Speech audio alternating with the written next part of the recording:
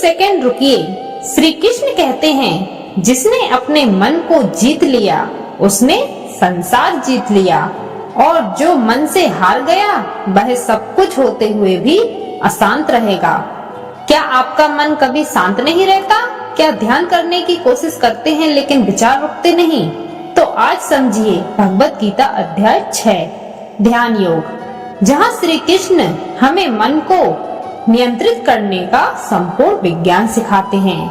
अध्याय 6 में श्री कृष्ण अर्जुन से कहते हैं, सच्चा सन्यासी वो नहीं है जो कर्म छोड़ दे, बल्कि सच्चा सन्यासी वो है जो कर्म के फल की आसक्ति छोड़ दे। मतलब घर छोड़ना जरूरी नहीं है, मन की आसक्ति छोड़ना जरूरी है। जो व्यक्ति अपने कर्तव्य को ईमानदारी से करता है और परिणाम भगवान पर छोड़ देता है, वही सच्चा योगी है। मनुष्य को स्वयं अपने मन से ऊपर उठना चाहिए। श्री कृष्ण स्पष्ट कहते हैं, मन ही मनुष्य का मित्र है और मन ही उसका शत्रु। अगर मन नियंत्रित है तो वही हमें शांति, आत्मबल और सफलता देता है। अगर मन बेकाबू है तो वही मन हमें क्रोध, भय और दुख में डुबो देता है। इसलिए श्री कृष्ण समाधान भी बताते हैं, अभ्यास और वैराग्य।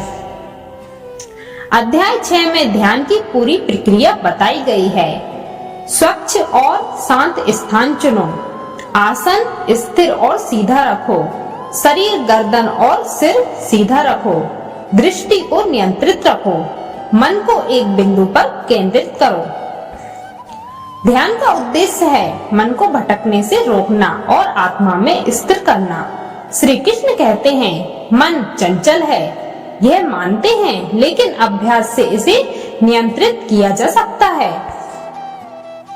अध्याय 6 में एक अत्यंत महत्वपूर्ण शिक्षा दी गई है। न अधिक खाना, न अधिक उपवास, न अधिक सोना, न अधिक जागना। जो व्यक्ति जीवन में संतुलन रखता है वही योग में सफल होता है। योग का अर्थ भागना नहीं, योग का अर्थ है संतुलित जीवन। अर्जुन पूछते हैं, अगर कोई साधना में असफल हो जाए तो क्या होगा? श्री कृष्ण आश्वासन देते हैं, आध्यात्मिक प्रयास कभी व्यर्थ नहीं जाता। ऐसा व्यक्ति अगले जन्म में अच्छे वातावरण में जन्म लेता है और वहीं से अपनी साधना आगे बढ़ाता है। मतलब धर्म और योग में किया गया प्रयास सुरक्षित रहता है। श्रेष्ठ योगी कौन है? अध्याय 6 के अंत में श्री कृष्ण कहते हैं, सभी योगियों में श्रेष्ठ वो है जो प्रेम और श्रद्धा से भगवान का स्मरण करता है।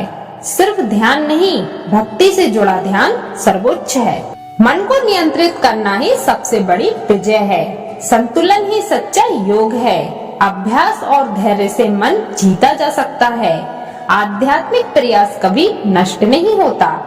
भक्ति से जुड़ा योग सबसे श्रेष्ठ है। तो याद रखिए, अगर आप अपने मन को मित्र बना लेते हैं तो जीवन की कोई परिस्थिति आपको हरा नहीं सकती। श्री कृष्ण का संदेश स्पष्ट है, धैर्य रखो, अभ्यास करो, संतुलन रखो और भगवान से जुड़े रहो।